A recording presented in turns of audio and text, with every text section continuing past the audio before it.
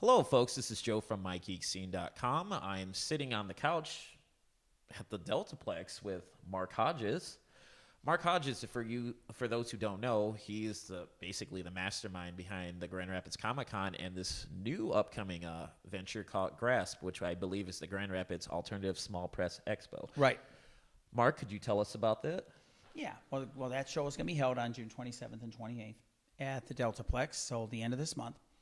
And basically, we wanted to start an event that was, you see a few of them around the country that are called a Small Press Expo, which is basically a Comic-Con that is geared toward smaller press type of people, independent publishing, those kind of things.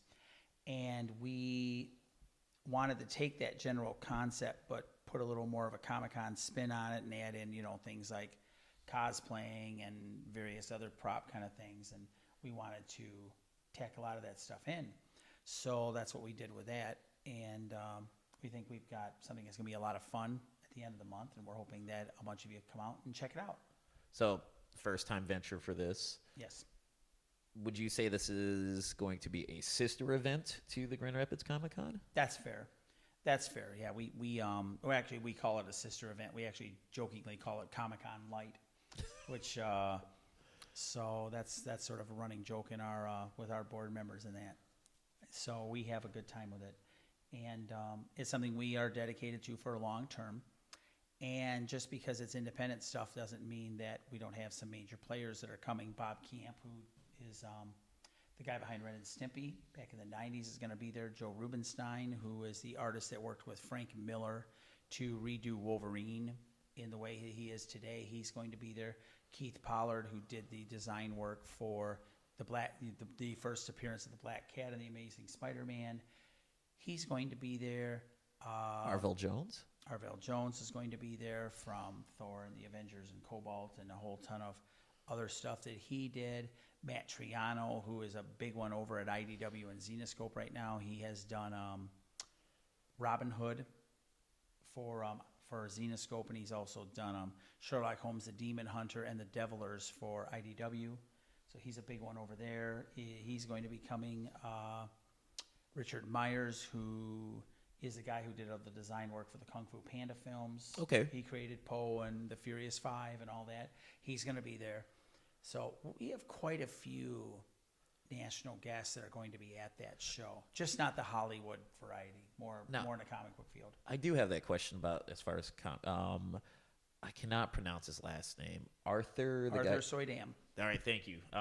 Marvel Zombies. Yes, thank you for reminding me on that one. Oh, yeah. Yes, Arthur is coming too.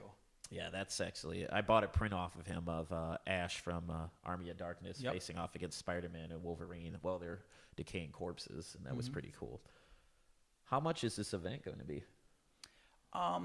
It's cheap compared to the Comic-Con. It's definitely inexpensive. We wanted to make sure that the summer event was inexpensive because there's a lot of people who, are trying to support a family on, say, $10 or $12 an hour, and they struggle, and they, and the Comic-Con, when you add in all this stuff that we're adding into it, the price just sort of ticks up, and we understand that with some people we're going to lose them because of all the demand of all the things everybody else wants us to do, bring in this celebrity, do this, expand. So that money's got to come from somewhere. So we wanted to create an event in the summer that was inexpensive. And we have done everything we can to keep this event as inexpensive as possible without sacrificing the quality of the event. So, we've got the good guest list and all that kind of stuff, and we're running it in a good building and all that kind of stuff, but we're keeping it as cheap as we humanly can. And the reason for that is to keep the ticket prices down. And the ticket prices for that show are $10 per day on Saturday or Sunday. And if you want to go for the weekend, it's only $15. And tickets are available right now at the Deltaplex box office. Also locally, they're at,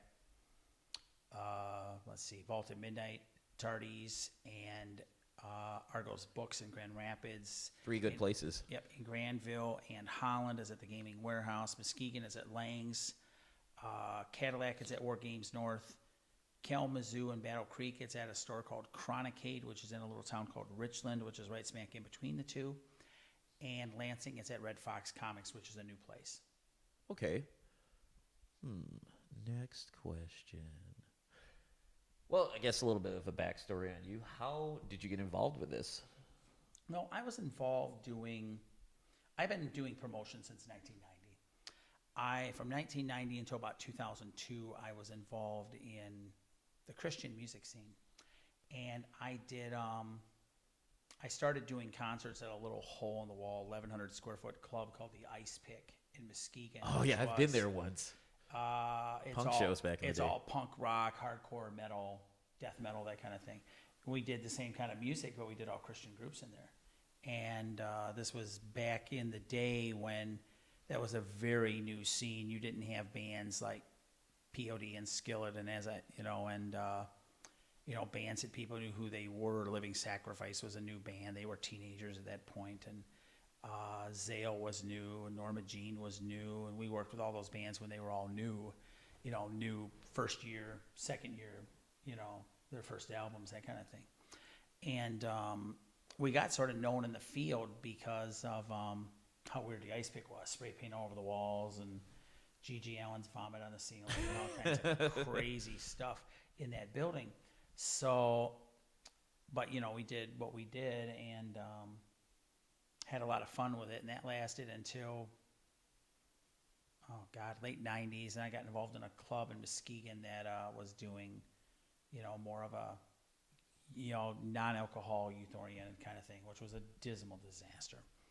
And I got out of that field in 2002. I also worked with the Unity Christian Music Festival the first year it ran. And got out of that, and basically it bankrupted me. There's no other way to put it. I actually worked 3 jobs and lived in a car for about 3 years.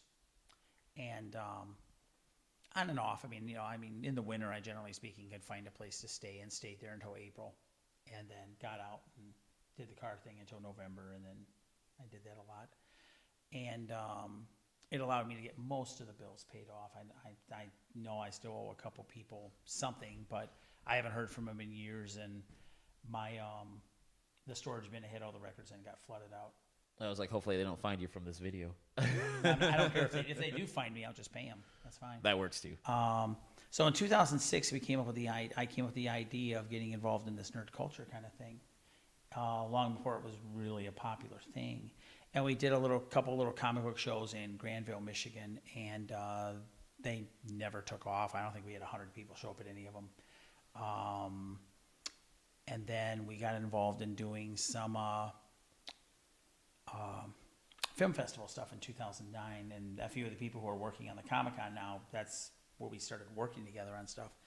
And despite our best efforts, that thing was a failure. We don't know why to this day, because we promoted it. Well, I think it's just because film festivals are brutal to get a crowd at. They're very hard sells. I think that's pretty much what it was. Unless you're cans. Yeah, unless you're cans. And I got involved in 2010 with Russ Brown, who runs the Grand Rapids Antique Toy Show at the homeschool building twice a year. Okay. And he wanted to put more of a Comic-Con element into it and didn't know where to start. So I got involved for 3 shows, and we put in that element, and the attendance started going up, but the working relationship just didn't work. He really wanted to stick with what he knew, which was the antique toy stuff. And everything else he just wasn't concerned about. And after 3 shows, I knew it could be so much bigger. And after 3 shows, I got frustrated and said, I'm done. So I wrapped up the show that I was working on and left. And had no intention of doing anything else until my wife said, no, we're going to start this, we're going to start a Comic-Con, we're going to do it right, and we're going to do it big. And I thought she was crazy. I'll just be blunt, I thought she was nuts. And I spent 3 days trying to talk her out of it. 3 days. And she just stood her ground and said, nope, you're going to do this. So I did it. And with her support, and it would not have happened without her. There's no other way around it. It's just the truth.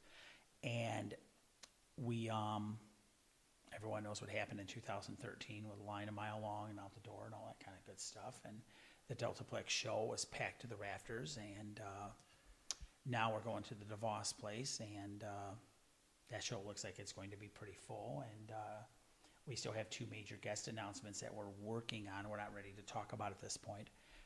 because they're not official. Fair enough. We don't like spreading rumors. I don't like spreading rumors. So if those come through, it's going to create another attendance problem with the Comic-Con, because one of them we feel will probably increase the attendance on Saturday to probably 25,000 people. And we don't have the whole DeVos place rented, because the DeVos place, generally speaking, is rented out for 3 years ahead of time. It's one of the busiest convention centers in the United States. A lot of people don't realize how busy this place is and how much stuff they shove through that place. Just amazing how much stuff goes through there in the Amway and the Marriott. And as a result of that, we can't get everything that we want. So we're getting as much space as we can get. The main 3 halls was the big thing. We got those, but I don't even have those on. I don't have the main stage hall on Friday. I got to wait for a human resources conference to leave Friday night. So we're not going to run a main stage Friday, because quite frankly, I don't have room to run it in. Actually, that's going to probably be interesting with like all the Comic-Con folks there and like the human resources. That's going to be a clash of audiences. I guarantee that the people there for the human resource conference are going to have their mind blown by everyone showing up, especially cosplayers. They're going to be like, "What the world is this?" So I want to be there to actually look at that. So yeah, and then they'll probably, they'll do their thing and probably shoot pictures and all that. And the nice thing is Friday at 5 they're out. Oh, so they're out Friday at 5, and then we will have a third shift crew that's going to flip the hall that they have for their event. We're going to flip that into the main stage, and we'll have a third shift crew that's going to be doing that all night.